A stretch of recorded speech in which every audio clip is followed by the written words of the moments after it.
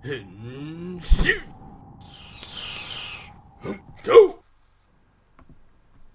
guys, welcome to this episode of the AniMango Tokucast.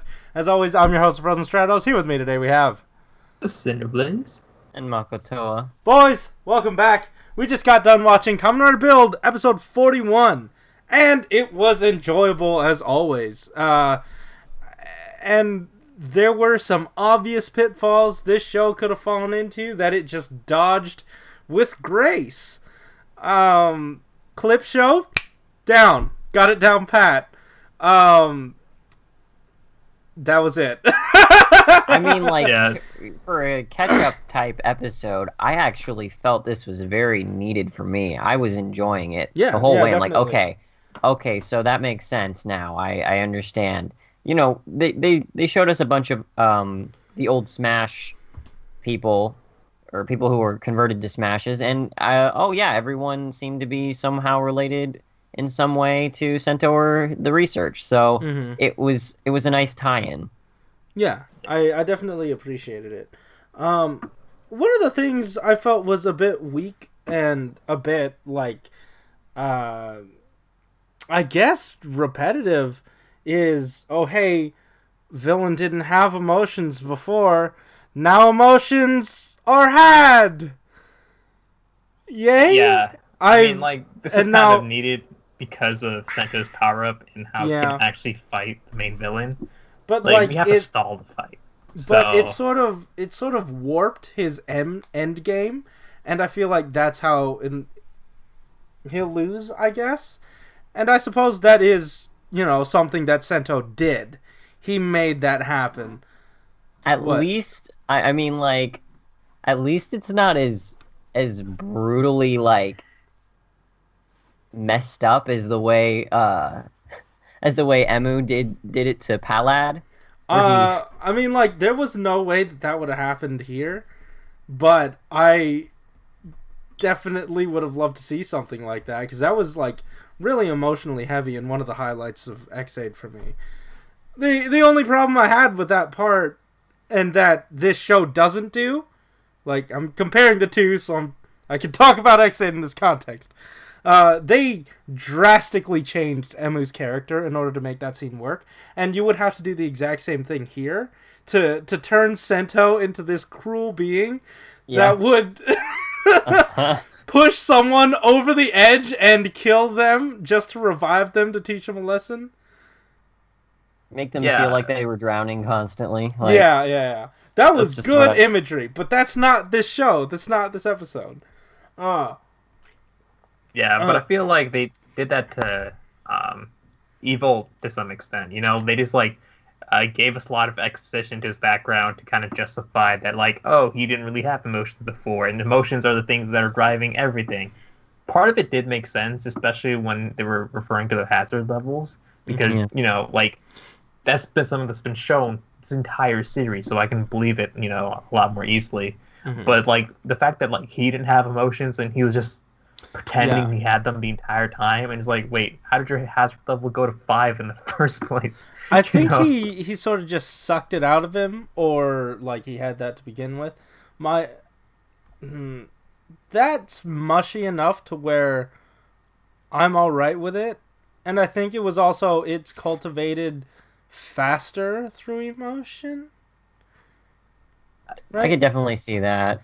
Because when Grease and Banjo are just fighting and sparring to raise their hazard level, that's just sparring. But if you kind of think about it, if you kind of think of Bolt from the rest of the series, and you kind of think of him now, for the rest of the series, what is he fighting for? To take over the world, and then you kind of find out in an episode later, he discovers emotions and is going to do some twisted revenge scheme instead. It just feels a little bit that's kind of why, I mean, I have to say, I did like the part where he's where he kills that dude, and friggin' Build's why would you do that? Why? And he's oh, because seeing you upset tickles me pink now that I have emotions. I liked that. I liked it. That was Yeah, good. but he was like kind of saying like, "Oh, this is fun, this is fun, this is fun." It's like for the entire series, I'm like, wait, he Mm-hmm. clearly has emotions. Like he can't just Yeah, like kind of yeah. bullshit this. And Is the biggest twist, or the biggest thing that like saved the world was what's his name? Starscream turning sides, and he was like, "Oh man, I love this guy. I'm not gonna destroy the world because of people like yeah. you. I like you." If you don't have emotions, that just doesn't happen. Yeah. I feel like without emotion, there's no preference. It's just You think know- that the writer managed to get up to about this far with good plot, and then they're like, wait a minute, we're gonna need an extra like 5 or 6 episodes, so you're gonna have to like stall for time. I don't And know because that's why the- suddenly we've got another like black line of bottles, and then like all this stuff, because this is kind of it does feel like it's a little bit of a fillery added thing. At Yeah. least it's more smoothly intertwined than I don't want to keep doing this, but it is sort of the most pertinent thing. X8's inclusion of its movie tie-in stuff, and it's Oh. like escalation of the end game, because I feel like this will have more relevance to the final movie, possibly. Yeah. But who knows? I'm interested to see where this goes. Where apparently, Build was like saying his father developed these bottles, and the writer system itself to be predicated on becoming more powerful with emotion, right? And so now it was almost like, no, he said it exactly, that the emotions would be used against him. Somehow. Yeah, Like, and as that if- he made these evil bottles because he knew they would fail against emotion. I'm a little confused. Maybe we'll get a better idea of how it works out in the coming episodes. Yeah, But- no, I trust the episode Yeah. enough, or the show enough to Yeah. to let it play through. Mhm. Yeah, I don't know. And I feel like that sort of ties into like Lupat this week. There were so many things left up in the air, but we already don't trust the show, so we didn't want to like give it the time of day to explain itself. But this show has built up enough trust for me to where I'm like, okay, play out, and then I'll catch up. Hey, but even if they destroy all that trust, you can trust them to rebuild it for you. Anything you destroy, I can rebuild. Oh, that's good. I love it. Yeah, That's good. and Thank you. we did not touch on at all just the comedic hilarity of The comedic hilarity. yeah, shut up, I'm trying to words right now. It's 1:20 a.m.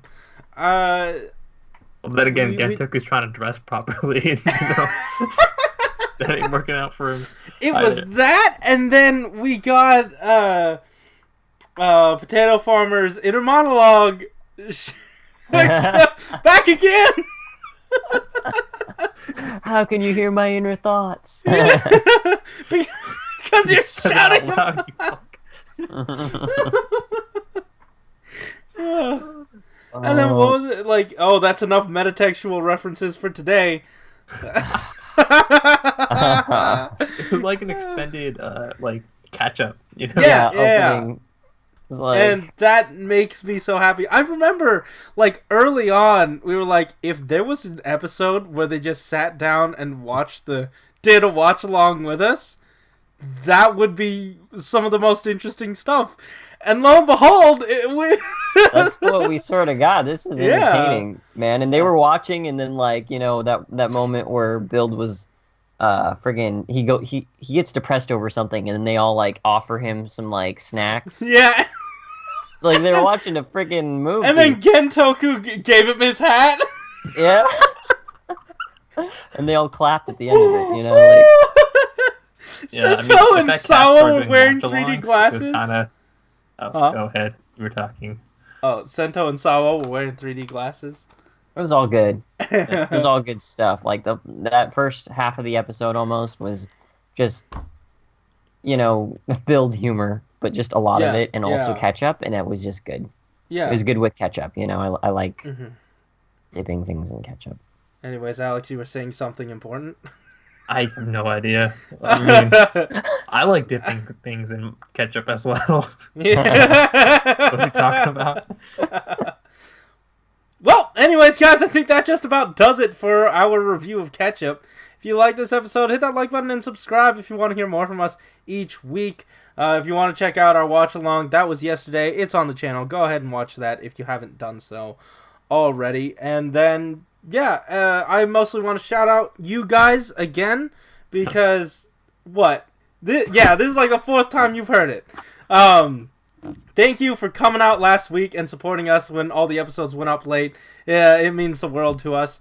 And you know what? I also want to shout out all the people on Twitter that's friggin' supporting the new RRR The Streets podcast that's going up. All the love and support that's been sent our way has been immense, and I'm very happy to even be a part of it. So be ready next week. The 6th, Friday the 6th at 7 p.m. Pacific Standard Time is when we're going to do our first live stream. That will be on Will J. Koei's channel, so make sure to check that out for the first episode of RR The Streets. Guys, thanks for watching. Keep it juicy. See ya. You guys said it at the same time. So, third issue. No, not really. It's, usually it's one after the other. Yeah. I can't predict Alex's pace anymore, so. Yeah, I kind of baited him into doing it a lot faster because I stalled.